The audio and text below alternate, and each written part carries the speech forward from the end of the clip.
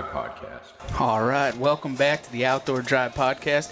We are live in Huntstock, and we are on the stage number 2 in the afternoon of Saturday. What a great afternoon. I'll tell you, this is a great place. This is your boy East Coast Trev, and... This is Steve. Just Steve. And... The Madman Martyr. Well, no, speak into this microphone. Who cares about that thing? It's a little... It's a little different, right? Because we couldn't plug in our regular set, so it might be a little bit we're crazy, playing right? offhand here. Yeah. And we got... Salter. Mr. Salter, Mr. Mike Salter, the news from your cruise brought to you here live. What a great thing, right? What do you boys think of Huntstock? I think it's been good so far. I've had a lot of fun. It's good. I don't know what the music is in my head. Can anyone else hear that? That's a DJ over there. You're getting the background noise, man. Oh, it's beautiful. It's a live show. It's beautiful. It's a great place, When's the last time we did a live show in front of people? Never. Exactly.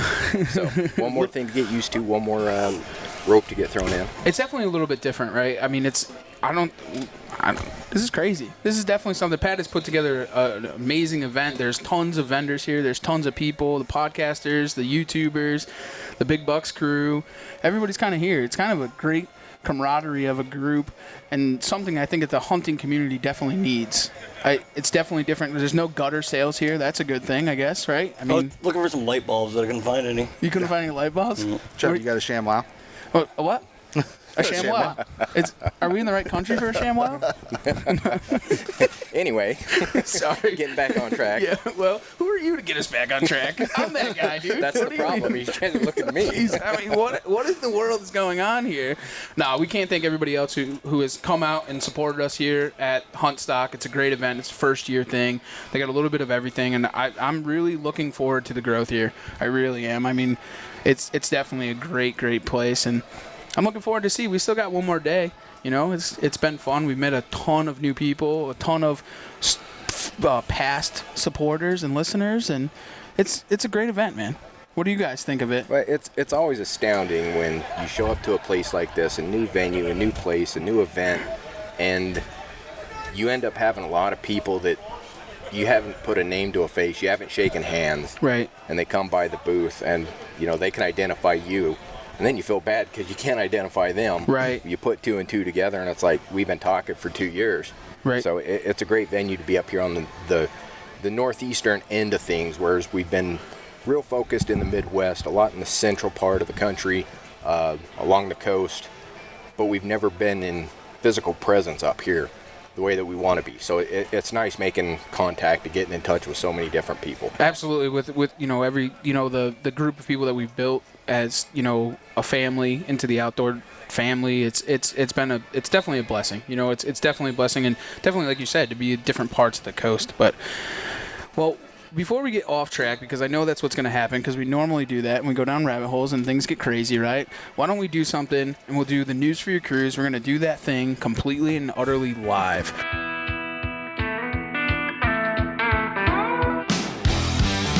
Bringing you the news for the cruise is our good buddy Mike Salter. Take it away, Mike. We'll kick right into it. I've got some fishing stuff, some hunting stuff, and something that each of you might be able to chime in on a little bit. So, and for any of you that haven't gone out and joined the Outdoor Drive group on Facebook, get over there and do that, because I put a post out and only one person sent in any news. I was looking for stuff for New England. Nudes? Everyone here is New England. You want nudes, bro? Nudes. Your wife's Yes. over there, bro. Yeah. Why are you asking Jake- for nudes already? Jake in the front row, he's looking for He nudes. needs these nudes, bro. You got nudes for him? He said everyone's going to get nudes later. Apparently, he's going to lay out on the rug here and do his He show. wants your Snapchat. He wants your Snapchat. But no, so send everything in you got. Like, especially here, I was looking for a lot of stuff New England centric. Most of the groups here are based out of New England for hunting, so I was able to find a couple things fishing related, relay back to New England, and some of the stuff going on in the turkey woods. So first thing I found, one of the things we've been dealing with a lot here in New England on the East Coast is striper regulations. It's huge, and man. A lot to do with the slot limit. Well, now the West Coast is taking a page out of our book. California is actually proposing a new slot limit for 18 to 30 inches. 18 to 30. 18 to 30, but it's only on anadromous waters, so it's only on those runs. It's not applied to, because they have landlocks on their lakes and reservoirs up there, and it's not applying to open water. So for like the charter guys, that slot wouldn't apply. See, where I agree with it, right? Because do you want us to chime in on this, or are we? I want you to chime in, okay, because all you right, just talked about it the other day about how like you've seen some of the best fishing in years. It is. It's absolutely incredible. I think that the DEM, DEC, DEP has done an amazing job in New England when it comes to striped bass, as far as that all goes, because that slot limit is a huge thing, and we're already starting to see a huge incline in these schools. Like, there's been talk all up and down the coast about it, and how important it is to have that slot limit. Those fish that are 35 inches and plus, those are a breeding fish. They're at their sexual maturity of 12 to 15 years old, and when you're killing those fish, 200,000 eggs are dying every time. And, everybody as an older person, they want, the older generation wanted to kill all these giant fish. Well, now you're killing hundreds of thousands of fish while you're doing that, right? And killing those big fish. Let those things go. They don't taste good anyways. We want those smaller fish, the younger fish. And yeah, you're still killing those eggs, but at least you want to put meat in the freezer. It's a good time to do it. And I think that slot limit has definitely made something great in the waters, and we're already seeing the repercussions of it in 3 years. Right, and it's nice to see the West Coast taking a page out of our book for once. I agree. It's something that we've seen success with here, and they actually have a survey open on it for people to voice their opinion on it. So Fish and Wildlife out there is encouraging people to take that survey. They're holding a public hearing on it on the 24th of this month to get public's input on that slot. So, who knows? One of the things that came out of those public hearings here on the East Coast is they were looking at like different slot limits. They were looking at a gap in the slots. So, and what we got here pretty much on the East Coast came out of all that public input, where we've got that pretty much 28 to 35 inch slot. So you could see some adjustment to that on the West Coast based on public input. We were at the point at the beginning of the 2022 season and almost closing down the season. Our season almost closed. There was webinars and all kinds of stuff that we had gone to that literally were going to close those seasons for us, and you would have killed an entire, lifestyle, I guess, at that point, and it would have been ugly. Honestly, would have been ugly. Right.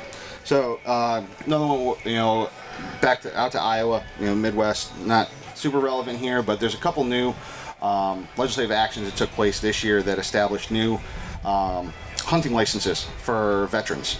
And Steve, you can chime in on this. Yeah. There's one of them is for disabled veterans. It's a lifetime trout fishing license. The other ones that are available are an armed forces fishing license and an armed forces fishing and hunting license.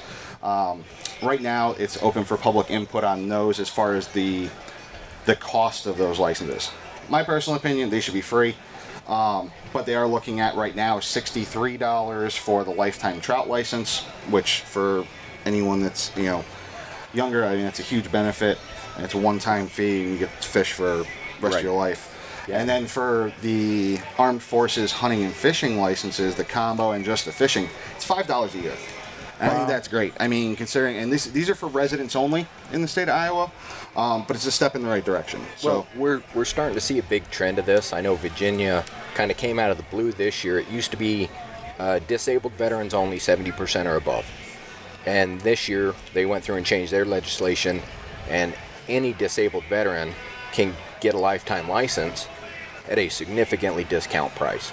So what they did is bracketed it. So your 0 to 30% disability will pay X. Your 30 to 60 pays X. Your 60 to 100 pays X, which is next to nothing. If you're 100%, you don't pay, you just get it.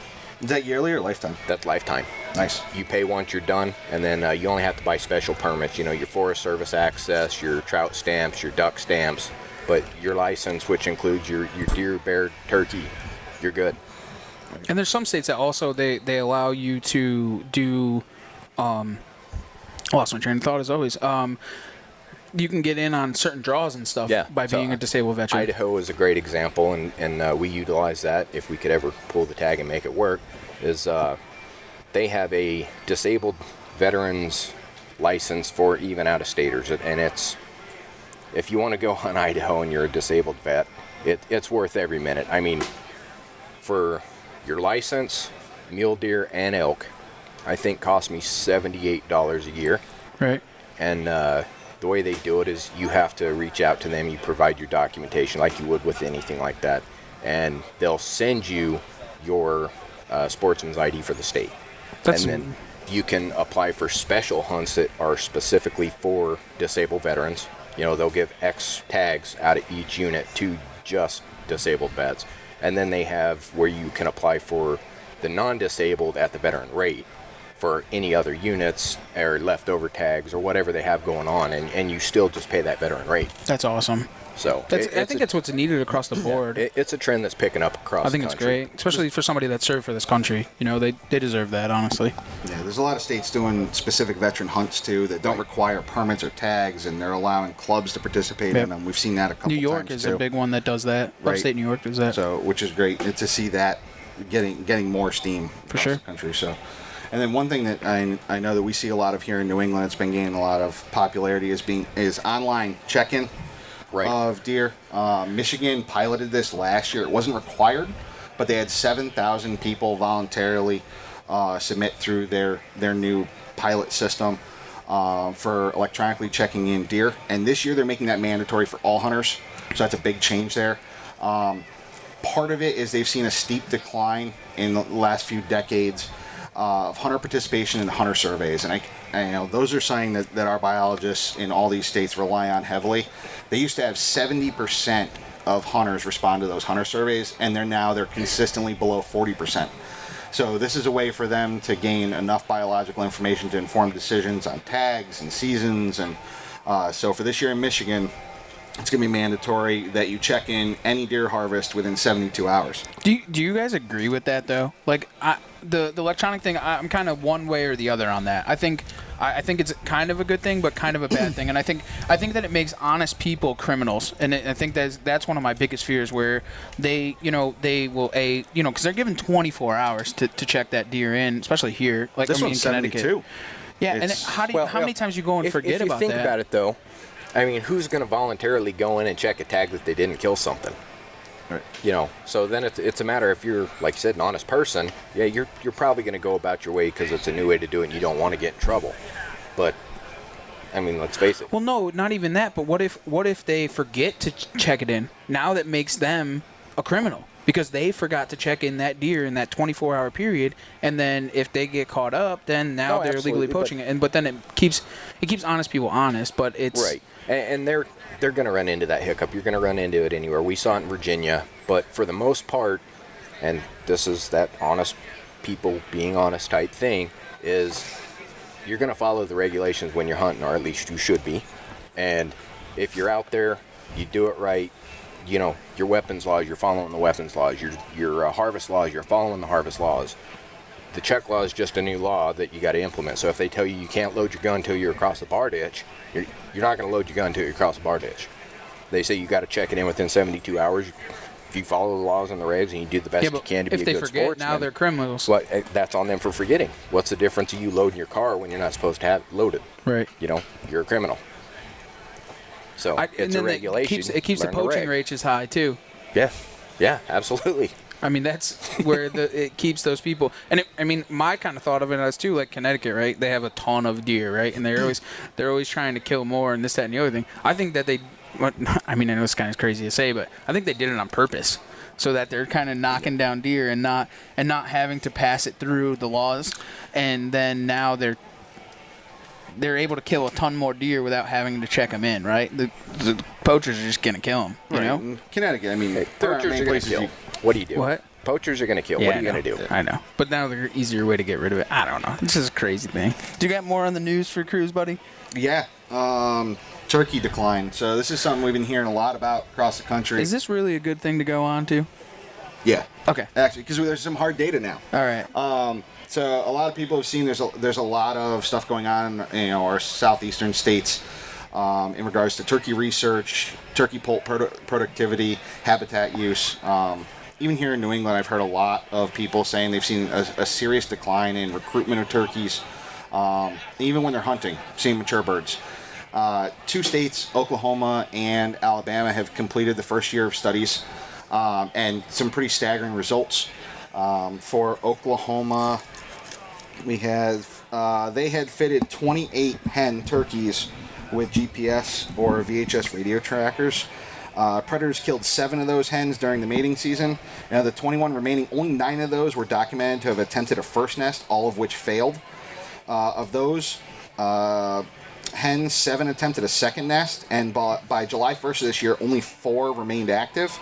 Predators took the eggs of 1 nest, 2 nests failed due to the predators killing the hens, and 1 nest of 4 eggs saw a successful hatch of 3 poults. Those poults were then tagged with radio transmitters within a day, and none of them survived. Wow. So they had 0 productivity for 2022, mostly due to predation of the hens, the nests, and the poults. One of the poults was undetermined death. One of them was from a mammal predator, and the other one, the radio tracker, was actually found in a cottonmouth. Wow. So we're seeing a lot of predation from different avenues here. Do you think it's hard for the hens to get away from predators when they got that bling around their neck? Though? Yeah. I mean, it's Trying to very hide, true. walking around looking like Flava Flav. Right. My thing with this too, and the trapping numbers are down. So Right. like guys aren't trapping as much. They're not, the raccoons, those egg stealers, the opossums, raccoons. There's not a lot of trappers anymore because the deduction and price of pelts and stuff. So these guys aren't putting that the predation work in anymore. Yeah, they've actually seen there's some correlation to those numbers from dating back to like the 30s with amount of trappers and the trapping price and everything, and now compared to today that they're using to do that. And I know this has gotten a lot of steam because the hunting public had a bunch of stuff on funding different programs across the state, across the country, which is good. But we're seeing this is now consistent across the U.S. We're seeing multiple states now that are seeing severe declines. They're trying to figure out a lot of it with habitat use to see if it's a habitat issue, but everything seems to be coming back to predation at this point and coming back to the trapping. And it's kind of crazy is that, like, in the past couple of weeks, we're seeing a lot of hens with a lot of poults, which is more than normal. And we had a pretty dry spring, so now we're, you're seeing pictures, guys sending you messages with more turkey poults and this, that, and the other thing. And last year, I mean, I don't know how many times I would get pictures of guys with 1 poult or 2 poults. You know what I'm saying? And they do their thing, but it's just crazy. I'm very, and like for our state, so Connecticut, you can shoot 5 turkeys. That's stupid. And that you start adding predation, and then you start adding people to that. Now, I mean, I don't know. I'm totally against it. Turkey hunting is a tough one for me. And Alabama did a similar study this year. They had 18 out of 20 hens survive. 15 hens attempted a nest. Only 2 hens successfully hatched at least 1 poult. All the other nests failed, and none of those poults survived. So Wow. 2 states, and they are saying this is just 1 year. It could be completely different next year. But we're seeing these finally start to pop up and get some funding. And for first year, seeing that kind of mortality is just a little bit alarming, not just for these southern states, but for kind of the trend we're seeing up here too. Yeah, it all tends to bleed over.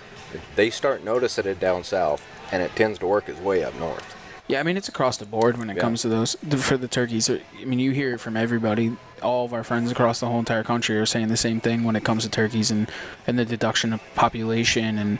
And you have to remember, those are states you can only shoot 1 or 2 in. Right. Could you imagine a state that has more than that? Yeah. Well, it's just nuts. Them boys in Alabama love their turkeys. So. Mississippi's another one, dude. Yeah. So they'll do something to take it out. And the last one's for you. It's Oh, great. Yeah, let's do that. Tuna. Bluefin tuna. They actually just came out with a new paper.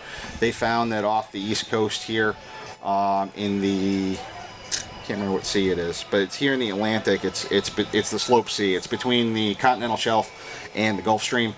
They actually found reproduction that matches the Gulf of Mexico.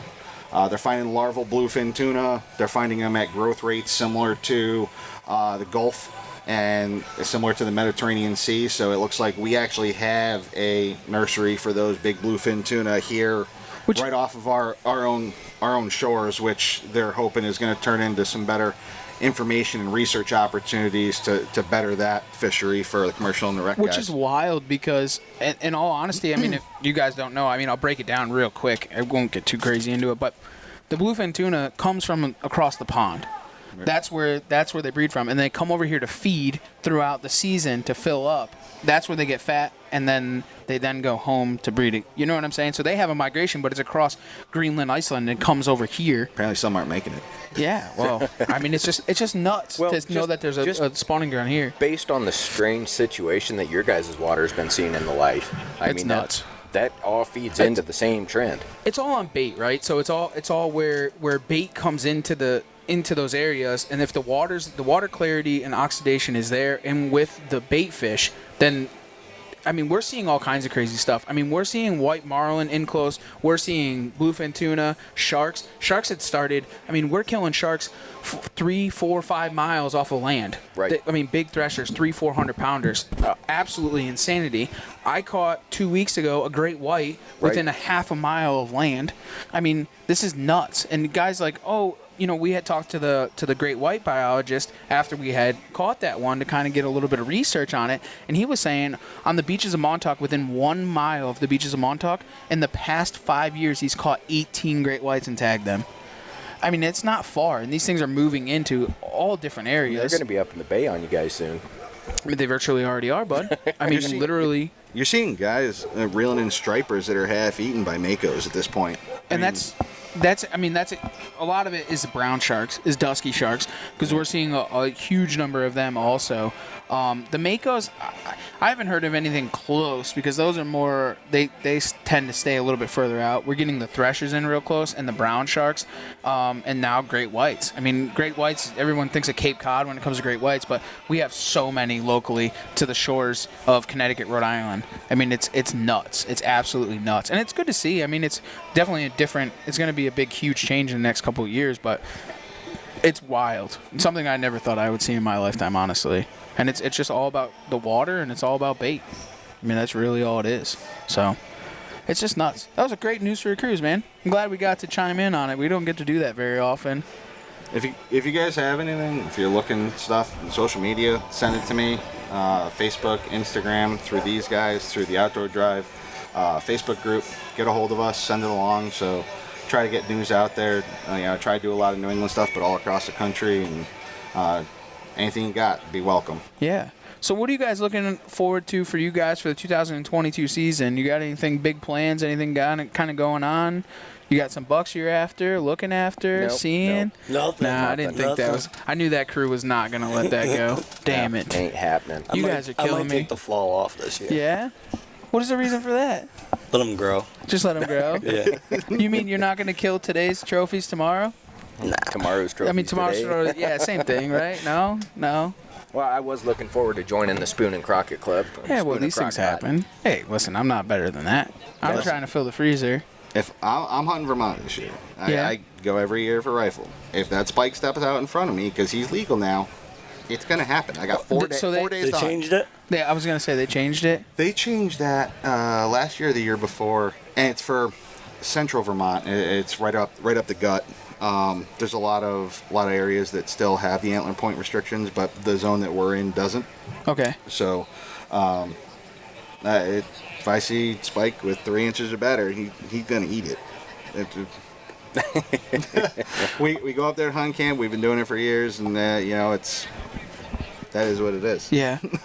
So have you done anything in the off season that's kind of set yourself up to be successful for this upcoming season? Me or Something different? Did you go above and beyond to do something a little bit different to kind of make yourself successful for this coming up season? I'll be putting in a late season food plot up in Vermont, hopefully next weekend when we go up. So, Okay. hoping to see what that does in the area that we have and see what comes in. And we've never really tried. We tried it a little bit with a throw and go, just screwing around. But we're actually going to try to put something in the ground this year, a small plot. So, going to see how that works up there. And see if it's something that we can do in the future, or if we can make some changes. Try to keep the deer on that side. Mm-hmm. So.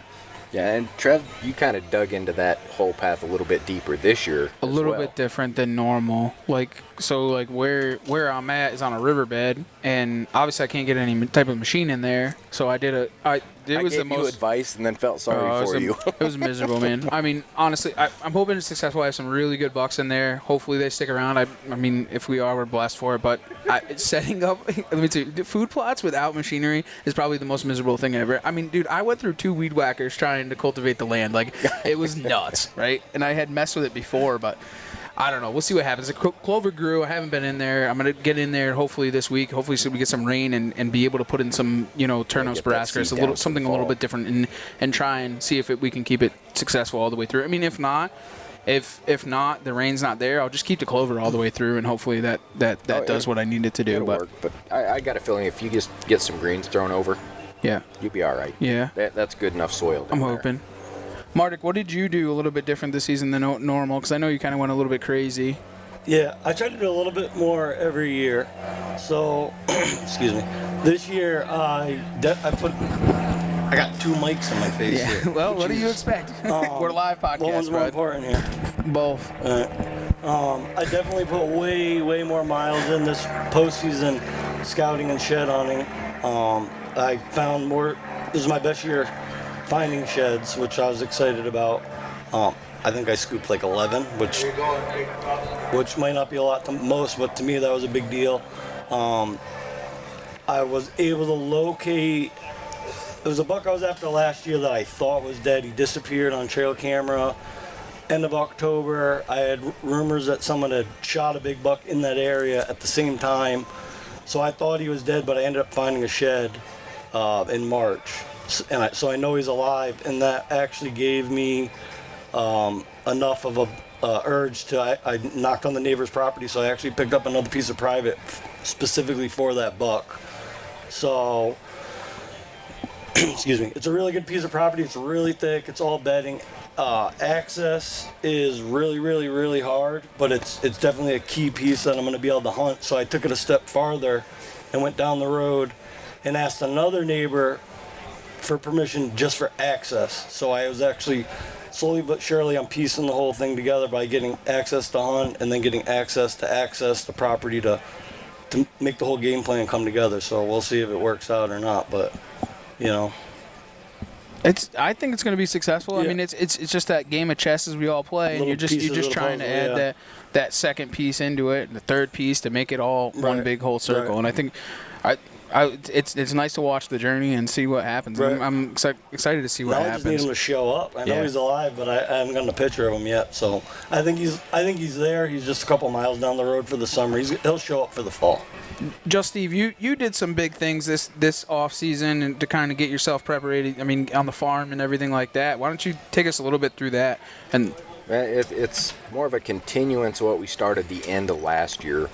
We expanded the farm down there by 30 acres, and 17 acres of it is a soybean field. So we went through and we got the first planting of soybeans in there that they've ever had, and it's coming up phenomenal. The farmer's done a great job that we leased it out to. So for the first time, we have an adequate food source on the property, because it's just big southern pines. Overgrown, never been cut, never been thin. Swampy creek down the middle of it, which makes for great bedding. But you know, if you got bed, you have nothing else in habitat. There's no food, there's no realistic cover, there's no reason to keep them there during daylight. You know, so we'll get roamers during the fall. So we got the soybeans put in. We cleared a 3-acre patch behind it and left just a couple hardwood and there, you know, some mass-producing trees. We got a nice, real thick summer blend planted in there in the spring, and it came up well beyond expectation. I mean, we had some sorghum, we had some sunflowers and stuff. We had 8-foot walls at some places, and made it back down last weekend and was able to take the brush hog and knock off about 1.5 acres of it and get it sprayed so we can get back down next weekend, and we'll get our fall plots and everything established there. So it'll be a good feeder point coming into that food plot, and once the timber gets the thinning done and we get all that done, next year we'll be able to focus on the bedding and the cover, some of that new growth generation coming back up. And I think it's you've seen some of the deer. I mean, there's some spectacular genetics in there, but now we're giving them a reason to be there. And like I keep telling everyone, it's the first year of what I consider a 3-year plan to make it what we want it to be. I think that a lot of people don't realize when they go to do habitat improvement on any type of property that it's not an instant gratification type of thing. No, it's 3, 5, 7 years into it where you're starting to see that success start to get that foundation, to show up. You get the basic pieces put in place, and then you start implementing. You know, how do you get your edge and your feathering, and how do you create these corridors? Because I mean, it's flat with exclusion to the one dip where the swamp bottom is. You know, so we can't play terrain. You know, we're not working trails. They just come and go as they bounce between fields. And it's developing it in a way that we want to draw everything to stay on the property. So when the deer wake up, they're on us going out to people. Right. Whereas everybody gets into the mindset when you do this to bring things in. The goal is to get them living there, so when they stand up at 4 o'clock and start going to their night source where they're going to go breed, that's you. Right. You can be in the stand and catch them in that early day moving out. And that's the way I've kind of built this plan out. And that's why it's complicated. It's not cheap. It's already brought 2 new tractors into the books that really didn't want to do, but my God, I'm glad we did. But it's such a crazy difference from what you're doing now to what you were doing before, public land hunting. Right. And doing that, like me, Mardik, and Mike. Mike does a little bit more private than public, but Yep. it's crazy because when you're public land hunting, you don't have that opportunity to be able to do something like that. You're not able to do habitat improvement. You're trying to work off the basis of what is already there to make yourself successful to try and kill a deer, right? It's kind of I think of it as my own shift on perspective, because you got the trend right now that, if you're not hunting public, you're not shit. Which, if you're not e-biking in 10 miles, you're not cool. That's the and yeah, it's fun. I love hunting public, and you've seen my public. Right. It's not easy. It's rough. So I figured, I can hunt the public close to home and whatnot, but I've got the opportunity that everyone wishes they had their entire life. I've got 100 acres that I have a free-for-all on. Right. Do what you want, build it how you want. There's no population around there, and it is a prime location for giant swamp deer. So instead of, spending 15 grand to go out of state and do multiple hunts, I'm taking that money and dumping it into the property so that I've got a place I can grow deer and consistently kill nice deer, while on the weekdays I can bump over and hit public in the afternoon or creep in somewhere before work. Right. And have that mix, because, what's wrong with having private land, especially if you can make it what you want? Which is very important. It's just a different world. Well, and the other side, and a lot of people don't realize, is when you go out there and you build that, you almost have more fun with the plan and then the each step you take and the progression and seeing that success. That gets you just as excited as seeing the deer. Right. Getting pictures of nice bucks coming in, get your blood going. But when you go, he's coming into something that I just put 4 years of my life into making a reason for him to come into. I did something right. Right. That's as much fun as shooting them. Oh, absolutely. I totally agree 100%. You've kind of been through kind of some of that too, Mardik, with building that, your habitat on your property and kind of what it's become. Yeah, and I agree with what Steven said 100%. Food plots are cool. Attracting them to come to you is cool. It's all over the internet and stuff, but you want them there in the daylight. And you can build a food plot, they're going to show up at 11 o'clock at night, but excuse me. But if you can get them there in the daytime, that's shooting hours. You need the bedding, you need the cover, and all that stuff. Well, and the easiest way to put it, and I kind of laugh, and growing up it never really dawned on me, but you get there and you wait for something to come into your field at last light, hoping for that last light deer to come in, and either it does or it doesn't. But why would you want to get excited about that when I could sit here and have a potential 4 hours if that thing may pop up? It gives you that daylight buck. I don't care where that deer goes when the sun goes down. It means nothing to me. I need to know where he is then. So let's give him a place to be. And when it comes to public, for somebody that hunts public, one of the things that I don't know if this is going to work or not, but it's something that I was trying to do, is this whole vine scrape thing. Right. In hub areas, where getting those deer that are coming off of bedding into those hub areas and hitting those big scrapes, those big communal scrapes, and trying to get them daylighting so that when they're coming off, that's the first thing that they hit that time of year, Yeah, that they October, want to figure November out which time. way are we going. Did you do the vine scrapes on public? Yeah, oh yeah. Have you gotten pictures of other hunters? No other hunters. It's good.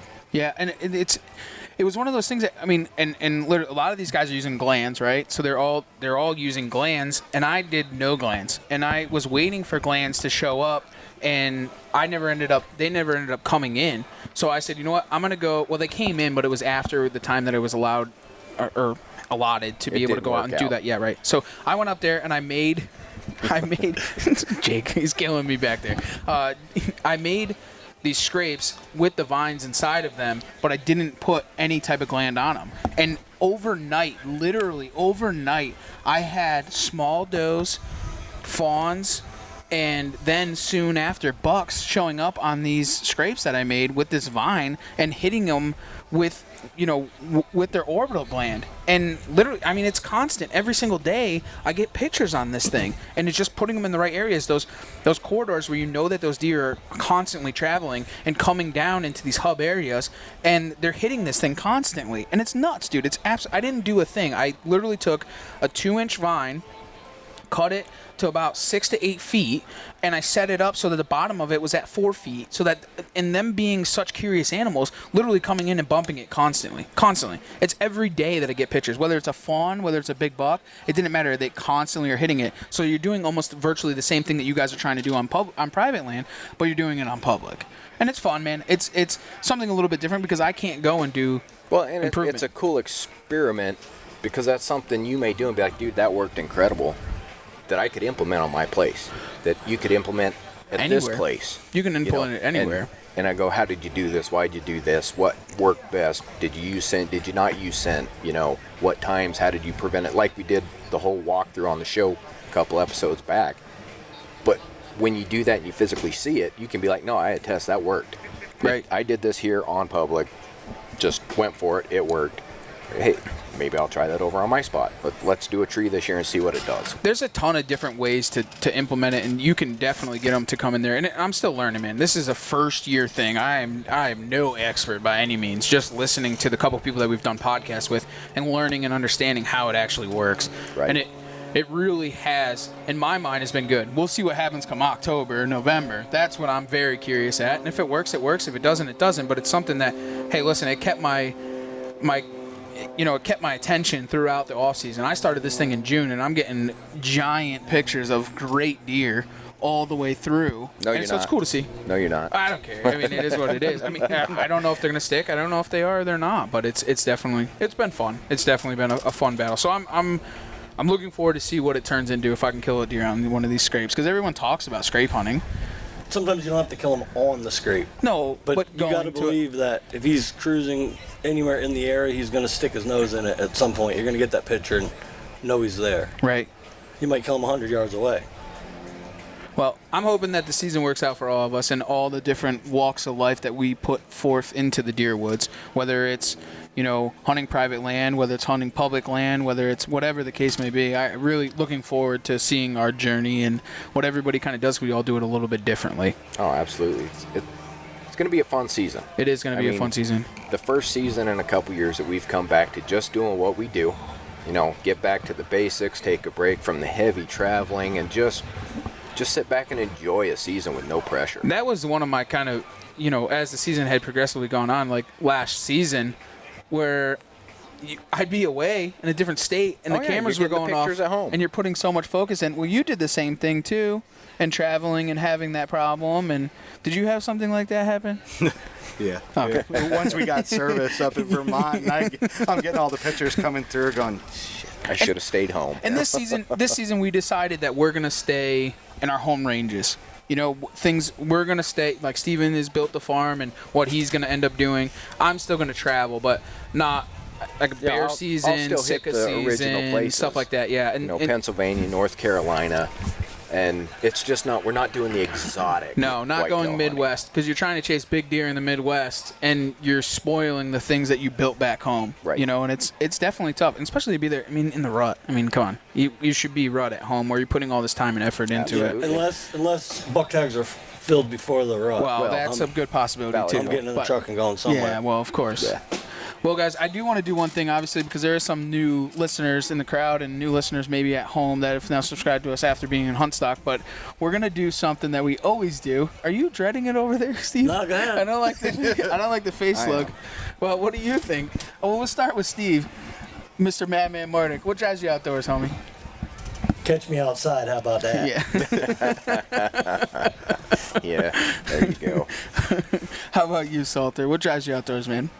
family and friends. Yeah. You like that camaraderie, that northern woods camaraderie, huh? Not even that. Even back home. I grew up doing this stuff with my dad, my grandfather, my uncle. Now my son's, he wants to go out and shoot with me. He sees a turkey. He's like, Dad, can we go shoot it? So just family and friends, enjoying it with family and friends. Like, if I didn't have family and friends that enjoy doing this stuff, I I can't say that I'd be doing it. Right. To be honest. So. Yep. Steve, what about you, buddy? It's so many different things all at once, and it changes as you go. You end up getting that satisfaction of building a farm for that year. It's the satisfaction of meeting so many great new people out here and just having a good time. The stories we've heard and been able to share, and the pictures, and the nights around the fire. It's just a balance of testing yourself, accomplishments, camaraderie, and of course food. Camp food, you can't beat it. Right. So right now, in the way I'm feeling these days, that's really what it is. It's just go out and get that next piece of the puzzle. I think something, and I haven't done one of these in a while because obviously I try and snake out of them. I know. And You wasn't going to get out of it today, I can tell you that right so now. I decided, fuck it, I'll just do it, right? So I think one of the things that drives me outdoors, and something that I've learned in the past couple of years in doing podcasting and growing my presence in the outdoor world, is it's the people around us. It's the listeners. It's the supporters. It's the new faces. It's the people in deer camp. All those people, and being able to shake hands and spend time with those people, and the smiles on people's faces when they are successful is so important to me, and what keeps me kind of going. Because last year we kind of lost sight of that. And I think in trying to kill big bucks, and it wasn't about the camaraderie. That shit totally changed. And this year is that year that we're going back to the roots and doing what we're supposed to be fucking doing. And 100%. it's what's empowering me to keep moving on. It's not even about driving me. It's empowering me to keep moving on. So I'm looking forward to the season and doing that and really spending time with a lot of good folks and having fun and shaking hands and smiling, honestly. That's what drives me outdoors. Yeah, well, I would ask where to find you guys, but in this case, I'll tell you guys, if you have more questions, want to visit, hang out, just stop down by the booth. We're more than happy to talk, let y'all in on whatever not secrets we have, because let's face it, we really don't have great many. giveaways. Yeah. Sign up for those. Before you snap off, because I know what's about to happen, I want to thank all of our sponsors, honestly, everybody who has stood behind us and helped us out. Well, Nor'easter Game Calls, he's down there right now. He's hanging out, custom game calls, so on and so forth. He didn't know he's going to have to come down here and work for us. Yeah, right. So Nor'easter Game Calls, he's giving away a ton of giveaways. We have Latitudes Outdoors. They gave us a ton of great stuff to give away. We're giving away a saddle down there. Bow Fishing Magazine, Vital Ground Outdoors. Mr. Matt, he's sitting over there in the corner. His AM Steel Man. It's the best in the business. Who else do we have? Huntworth. Yeah, Huntworth. We're giving away some Huntworth gear, tops, bottoms. Probably some of the best camo. It's half the price of that big box store camo with 90% performance of the big box. It's an amazing product. And who else do we got down there? Got a little bit from Mob Squad. Mob Squad. Well, that's the bowfishingmagazine.com. I think there's a spy point up for grab. Not There's a sponsor, a spy but point. it's Yeah, down not there. a sponsor, but they're down there. Captain Says Sport Fishing helping us out. We're giving away a Ducks on the Bay with Ducks on the Bay from Danny, and we're also giving away a Captain Says Sport Fishing thing down there. So we can't thank those guys for making this all possible and being here. Absolutely. So if you guys have questions, like I said, swing by. Happy to walk you through it. We'll have a good time doing it. And until then, thanks for showing up. We appreciate you, and thanks for taking the ride right here on the Outdoor Drive.